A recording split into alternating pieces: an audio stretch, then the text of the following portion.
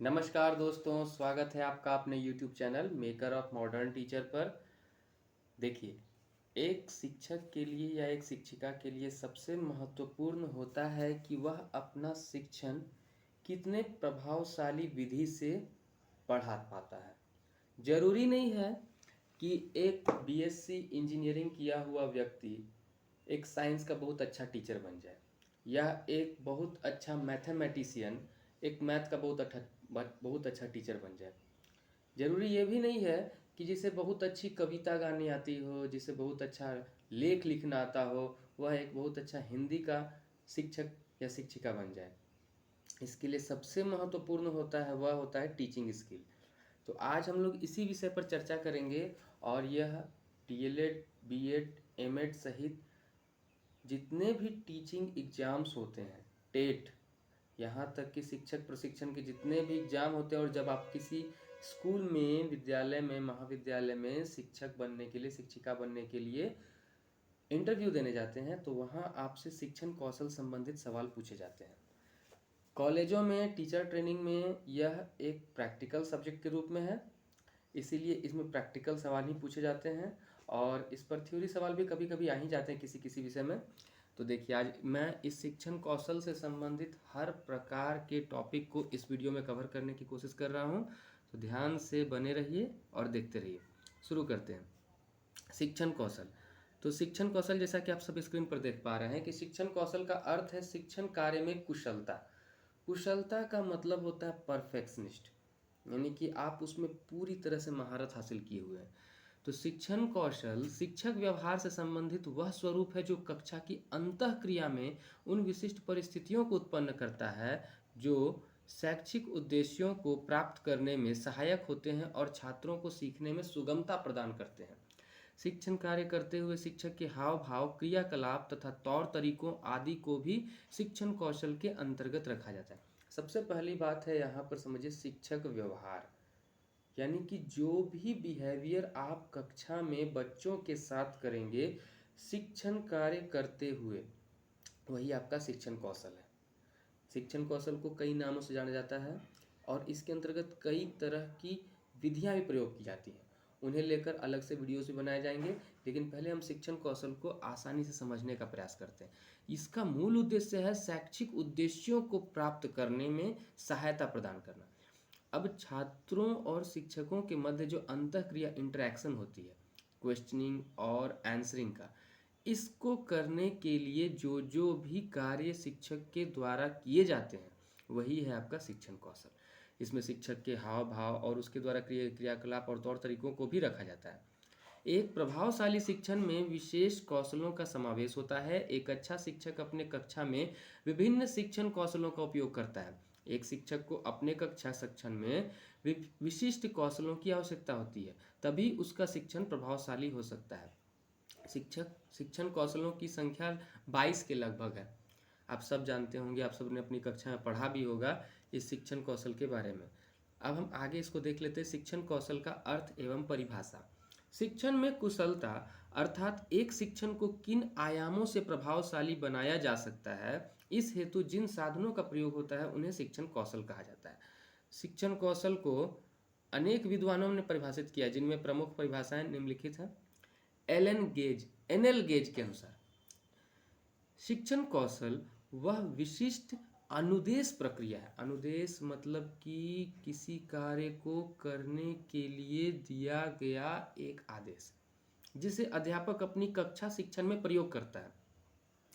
यह शिक्षण क्रम की विभिन्न क्रियाओं से संबंधित होता है, जिन्हें शिक्षक अपनी कक्षा अंतः क्रिया में लगातार उपयोग करता रहता है। आप जब कक्षा में जाते हैं तो माफ़ कीजिएगा, तो बच्चों को जैसे कि वाचन कौशल, आप उन्हें बोलने का तरीका सिखाते हैं, उनके सामने लिखते हैं, श्याम पट पे लिखने का कौशल आपका होता है। तो ये सारे जो क्रियाकलाप एक शिक्षक शिक्षिका के द्वारा किए जाते हैं, ये सब शिक्षण कौशल के अंतर्गत आता है।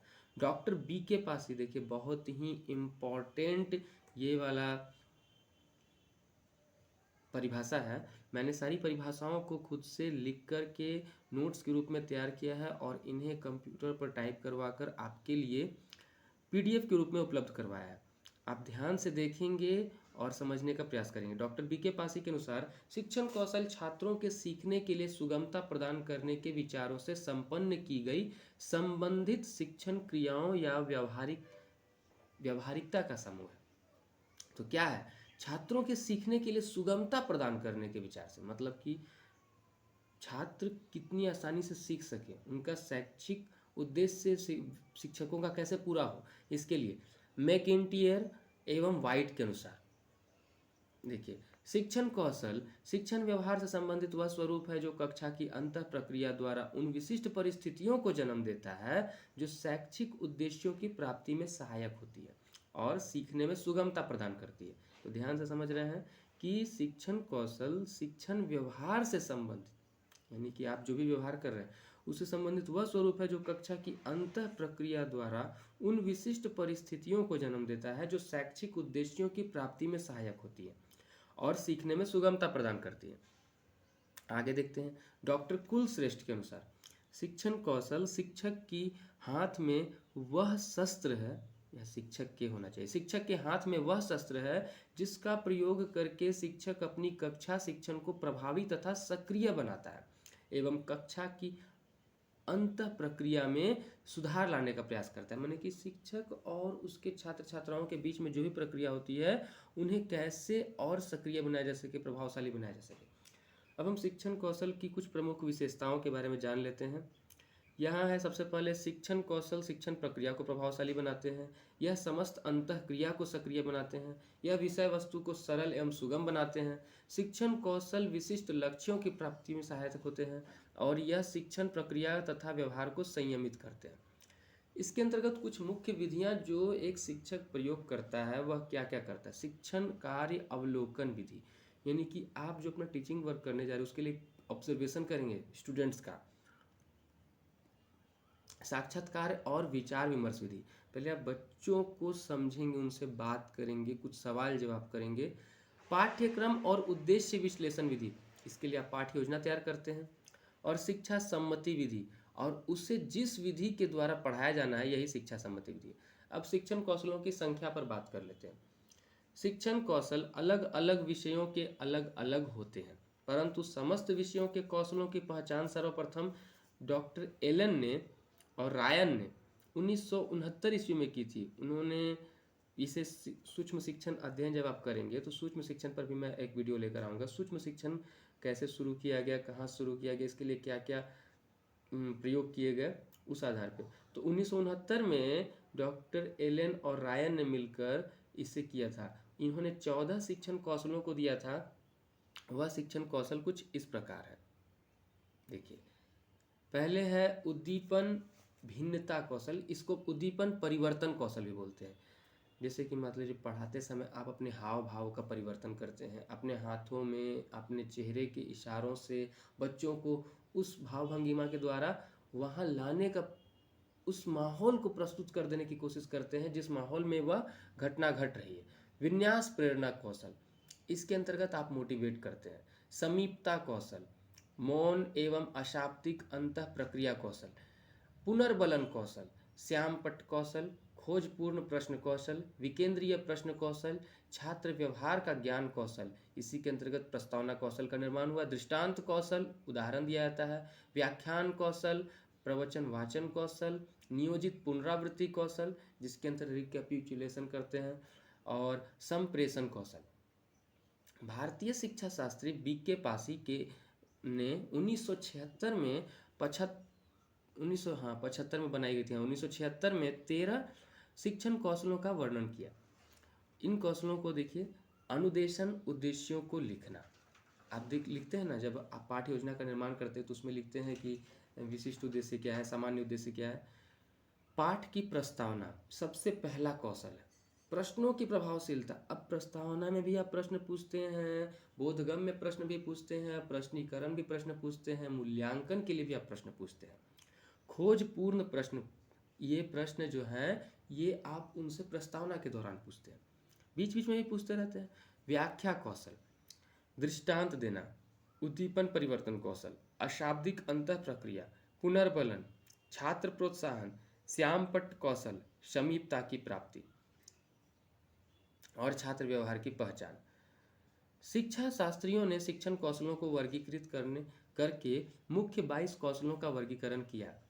शिक्षा उपयोगी प्रमुख 22 शिक्षण कौशलों में से महत्वपूर्ण शिक्षण कौशल नीचे दिए गए हैं, जैसे कि प्रश्न कौशल, प्रश्नीकरण होना चाहिए। प्रश्नीकरण कौशल का हम बहुत जगह पर प्रयोग करते हैं। व्याख्यान कौशल, उदाहरण कौशल, पुनर्बलन कौशल, उद्दीपन परिवर्तन कौशल। अब इन सब के बारे में बारी बारी से पढ़ेंगे। उसके पहले मैं आपको बता देना चाहूँगा कि सबसे पहला कौशल जो हम कभी भी कक्षा में जाते हैं तो बच्चों को उनके ज्ञान स्तर के आधार पर पूर्व ज्ञान से नवीन ज्ञान तक जोड़ने के लिए कुछ प्रश्न पूछते हैं, और उन्हीं प्रश्नों को पूछने की जो श्रृंखला होती है वही प्रस्तावना प्रश्न होती है। तो प्रस्तावना प्रश्न यानी कि प्रस्तावना कौशल से संबंधित कुछ महत्वपूर्ण उपकरण हैं कि हम पूर्व ज्ञान से संबंधित प्रश्नों को पूछें। दूसरा, उनको पूछने के लिए कुछ वस्तु को प्रदर्शित कर सकते हैं, कविता पाठ कर सकते हैं, श्यामपट्ट पर कुछ चित्रित कर सकते हैं, अपनी भाव भंगिमा के दौरान कुछ उनसे प्रश्न पूछ सकते हैं, कहानी कथन कर सकते हैं। अब ध्यान रखिए कि इन प्रश्नों को पूछने के लिए आपको प्रयोग करते समय यह ध्यान रखना है कि प्रश्नों का मूल पाठ से ही संबंध होना चाहिए, यानी कि आपके प्रश्न भटकाऊ नहीं होने चाहिए। श्रृंखलाबद्ध एवं पर्याप्त प्रश्न पूछने हैं, और विद्यार्थियों में सजगता एवं रुचि स्पष्ट करनी है, और आपके स्वर की प्रभावशीलता जो है वह बिल्कुल सरल और सहज होनी चाहिए। इसी को मैंने यहाँ प्रदर्शित किया है कि शिक्षण प्रक्रिया में प्रश्न कौशल यानी प्रश्नीकरण कौशल की महत्वपूर्ण भूमिका होती है। छात्रों को प्रभावपूर्ण प्रश्न कौशल में निपुण होना आवश्यक होता है। निपुणता का अर्थ होता है अधिगम प्रक्रिया को गति देना, यानी कि अधिगम मतलब जो सीख रहे हैं, लर्निंग जो है आपका, उसको कितना और एक्टिव किया जा सके। अधिगम में प्रश्नीकरण कौशल को 3 भागों में विभाजित किया जाता है: संरचना, प्रक्रिया एवं उत्पादन। संरचना क्या है? इसके अंतर्गत व्याकरणिक शुद्धता एवं पाठ्य वस्तु से संबंधित प्रश्न आते हैं। व्याकरणिक शुद्धता यानी कि आप जो भी प्रश्न पूछेंगे उनमें वर्तनी की शुद्धता होनी चाहिए। दूसरा हो गया कि आप पाठ्य वस्तु से संबंधित प्रश्न पूछेंगे, और सुसंगठित प्रश्नों के मुख्य मानदंड अग्रलिखित हैं जो इस प्रकार है कि व्याकरणिक शुद्धता, संक्षिप्तता, प्रासंगिकता और विशिष्टता, ये 4 गुण को ध्यान में रख करके ही आप प्रश्नों की, इन चारों के आधार पर ही आप प्रश्नों की श्रृंखला को शुरू करेंगे। अब अगला जो होता है वह चरण है प्रक्रिया का, प्रोसेस।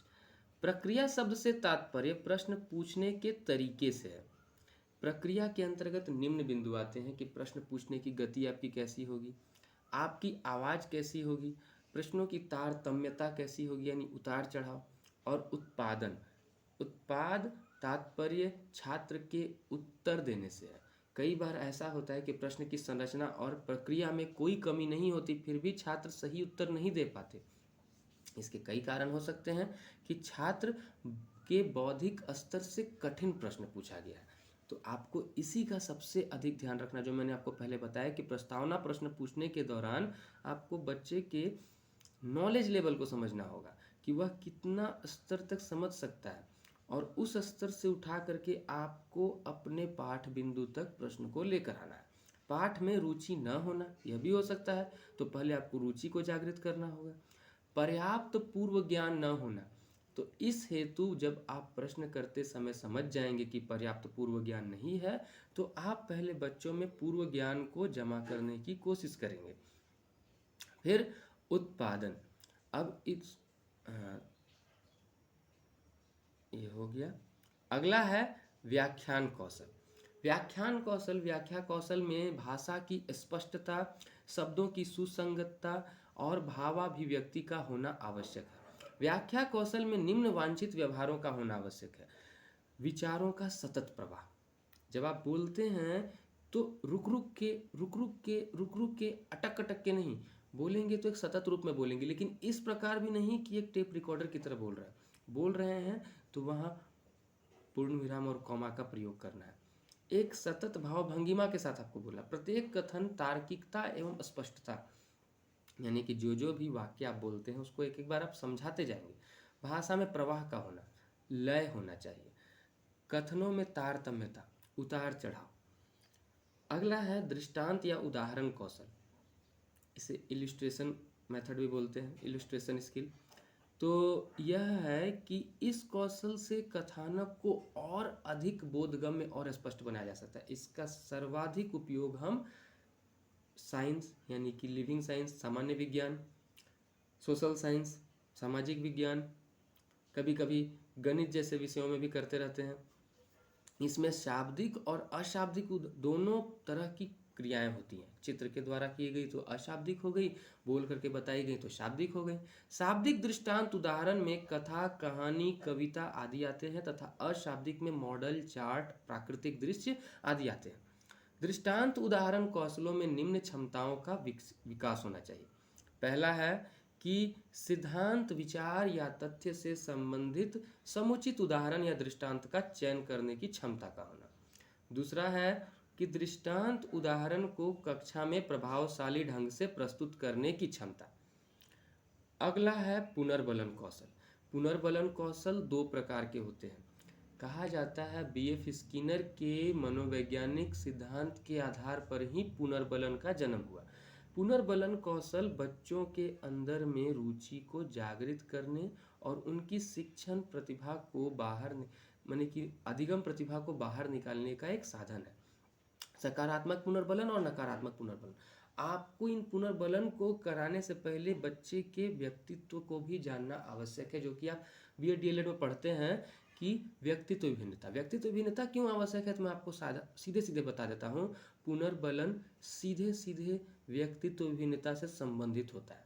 यदि आप अंतर्मुखी प्रतिभा वाले, अंतर्मुखी व्यक्तित्व वाले बच्चे को नकारात्मक पुनर्बलन देते हैं और बहिर्मुखी प्रतिभा वाले, बहिर्मुखी व्यक्तित्व वाले बच्चे को सकारात्मक पुनर्बलन देते हैं, तो आपका शिक्षण प्रभावशाली नहीं रहेगा। अंतर्मुखी प्रतिभा को चाहिए सकारात्मक पुनर्बलन और बहिर्मुखी व्यक्तित्व को चाहिए नकारात्मक पुनर्बलन। सकारात्मक पुनर्बलन भी दो प्रकार के होते हैं। सकारात्मक पुनर्बलन जिसमें हम वाह वाह तारीफ करते बच्चों की, एक सकारात्मक शाब्दिक पुनर्बलन जैसे बहुत सुंदर, अति उत्तम आदि, और दूसरा अशाब्दिक पुनर्बलन जैसे हाव भाव, हाथों के इशारे, इसमें आप ताली बजा दिए, उसके पीठ को थपथपा दिए। नकारात्मक पुनर्बलन भी दो प्रकार का होता है। शाब्दिक नकारात्मक जैसे दंड देना, क्रोधित होना आदि, और अशाब्दिक नकारात्मक जैसे आंखें दिखाना, मुंह फेरना आदि। मतलब कि बच्चा जवाब दिया, आपने उसकी तरफ देखा भी नहीं, तो ये अशाब्दिक नकारात्मक हो गया। अगला है उद्दीपन परिवर्तन कौशल, स्टिम्युलेशन मेथड। तो इसमें जो है कि शिक्षक द्वारा ध्यान को आकर्षित कर पाठ्य वस्तु पर केंद्रित कराने के लिए उद्दीपन कौशलों का प्रयोग किया जाता है। कविता सिखाते समय इसका ज़्यादा प्रयोग करते हैं। भाषाई शिक्षण को पढ़ाते समय, छोटे बच्चों को पढ़ाते समय उद्दीपन परिवर्तन कौशल का बहुत अधिक प्रयोग होता है। संचलन, हाव भाव, इंगित, वाक परिवर्तन, ये सारे इसके चरण हुए। केंद्रन, अंतर क्रिया शैली परिवर्तन, विराम और मौखिक दृश्य। तो इस आधार पे हम देखते हैं कि उपरोक्त वर्णन से ज्ञात होता है कि एक प्रभावशाली शिक्षक के लिए आवश्यक होता है कि वह शिक्षण कौशलों का उपयोग समुचित रूप में कक्षा शिक्षण हेतु कर सके, जिसके लिए इन शिक्षण कौशलों का ज्ञान होना आवश्यक है। तो समझे जी? ठीक।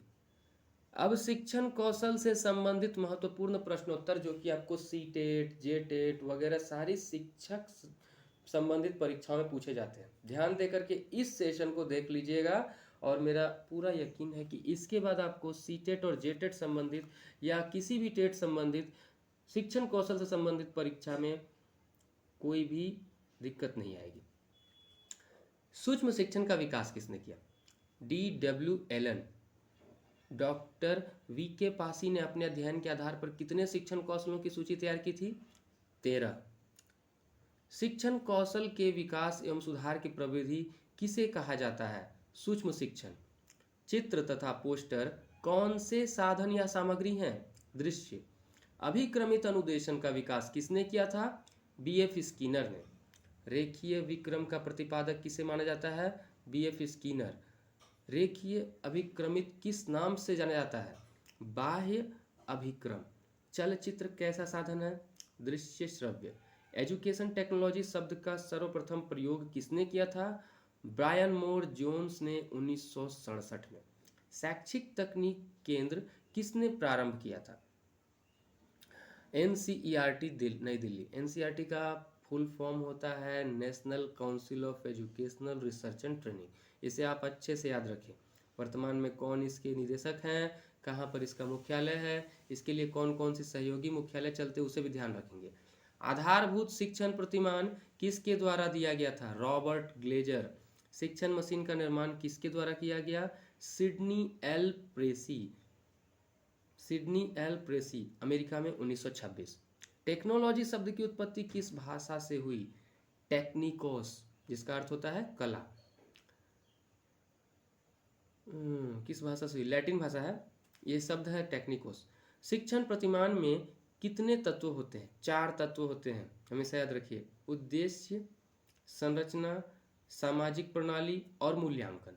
मतलब कि आप किस उद्देश्य से यह शिक्षण कर रहे हैं, उसकी संरचना कैसे करेंगे आप, पाठ्य योजना का निर्माण, सामाजिक प्रणाली यानी कि उसको किस प्रकार लागू करेंगे, और मूल्यांकन यानी कि सीखने के बाद बच्चा का ज्ञान स्तर कितना विकसित हुआ, इसीलिए आप उससे सवाल जवाब करेंगे। साखी अभिक्रम का विकास किसके द्वारा किया गया? नॉर्मन ए क्राउडर। एलन एवं रेयान ने सूक्ष्म शिक्षण के कितने कौशल बताए? 14। अभिक्रमित अनुदेशन कितने प्रकार के होते हैं? 3, रेखीय, शाखीय एवं मैथमेटिक्स। OHP का पूरा नाम क्या है? Overhead projector. सूक्ष्म शिक्षण में एक समय में कितने शिक्षण कौशल का विकास किया जाता है? 1। भारत में दूरदर्शन सेवा का औपचारिक रूप से उद्घाटन कब हुआ? 15 सितंबर 1959। टेली कॉन्फ्रेंसिंग कितने प्रकार की होती है? 3, टेली कॉन्फ्रेंसिंग, वीडियो कॉन्फ्रेंसिंग और कंप्यूटर कॉन्फ्रेंसिंग। श्रव्य दृश्य के उपागम के अंतर्गत हार्डवेयर।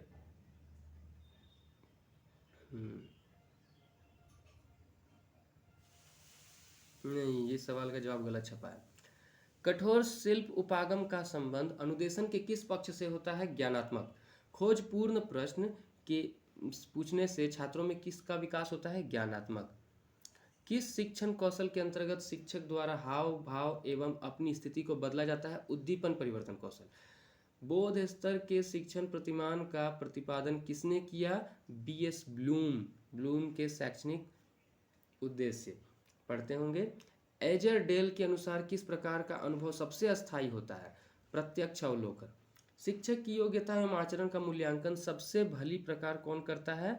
छात्र या उसके शिष्य। शिक्षण की समस्याओं को हल करने का दायित्व किसका होता है? शिक्षक का। विद्यालय परिसर के बाहर एक शिक्षक को अपने छात्र से किस प्रकार का व्यवहार करना चाहिए? तो फ्रेंडली, मैत्रीपूर्ण। निगमनात्मक शिक्षण प्रविधि किसके अंतर्गत आती है? सामान्य से विशिष्ट की ओर।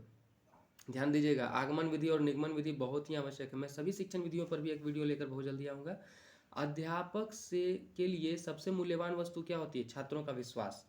ग्रामीण क्षेत्र के बच्चों से स्कूल से भागने तथा पढ़ाई छोड़ने का क्या कारण होता है? नीरस वातावरण। नीरज नहीं, नीरस वातावरण।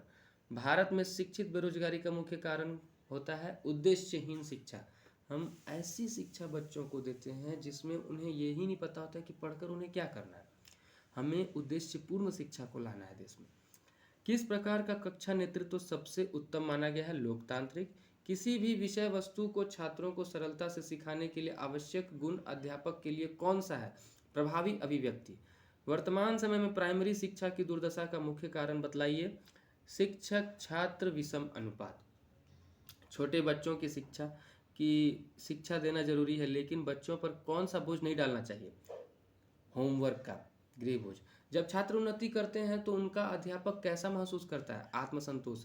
शिक्षा से किसका कल्याण होता है? समाज के सभी वर्गों का। यह किसने कहा था कि शिशु का मस्तिष्क कोरी स्लेट के समान होता है? प्लेटो ने। किस विद्वान ने के द्वारा सीखने के 5 चरण बतलाए गए हैं? Herbert Spencer. इसी के आधार पर हम लोग पाठ्य योजना का निर्माण करते हैं। किंडरगार्टन स्कूल सबसे पहले किस देश में खोला गया? जर्मनी में। भाषा सीखने का सबसे प्रभावी उपाय है वार्तालाप विधि। नर्सरी स्कूलों की शुरुआत किसने की थी? फ्रेडरिक फ्रोवेल, किंडरगार्टन के जन्मदाता। कौन सी शिक्षण विधि वास्तविक अनुभवों को प्रदान करने के लिए उत्तम मानी जाती है? भ्रमण विधि।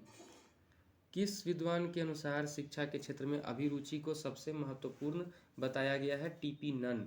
आज के आवासीय स्कूल किस भारतीय पद्धति के समान है? गुरुकुल। भारत में स्त्री शिक्षा के महान समर्थक कौन थे? कॉर्वे।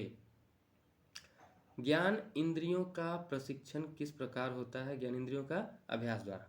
प्रयोजनवादी विचारधारा के समर्थक विलियम जेम्स। प्रवर्तक विलियम जेम्स थे, बाद में इसको बहुत अधिक मात्रा में प्रचार करवाया तो कहा जाता है जॉन डीवी। यह किसने कहा था कि बच्चों के लिए सबसे उत्तम शिक्षा वह होता है जो स्वयं बाल शिक्षक वह होता है जो स्वयं बालक जैसा हो? मैकेन। गणित शिक्षण की कौन सी संप्रेषण रणनीति सर्वाधिक उपयुक्त मानी गई है? एल्गोरिदम। एक शिक्षक के घर में किस वस्तु का होना सबसे ज़्यादा जरूरी है? पुस्तकालय। अधिगम का एक महत्वपूर्ण सिद्धांत बतलाइए। क्रिया का सिद्धांत। वैदिक काल में परिवार में विद्या का प्रारंभ करते समय कौन सा संस्कार होता था? विद्यारंभ संस्कार, जिसको चूड़ाकर्म संस्कार भी बोलते हैं। और शिक्षा की अवधि क्या है? तो 500 ईसा पूर्व से 1200 ईसा तक। बहुत जल्दी ही मैं इसके डिस्क्रिप्शन बॉक्स में आपको इसका पीडीएफ भी उपलब्ध करा दूंगा। तब तक चैनल से इसी प्रकार जुड़े रहिए और जितना हो सके उतना शेयर व सब्सक्राइब कर दीजिए। धन्यवाद।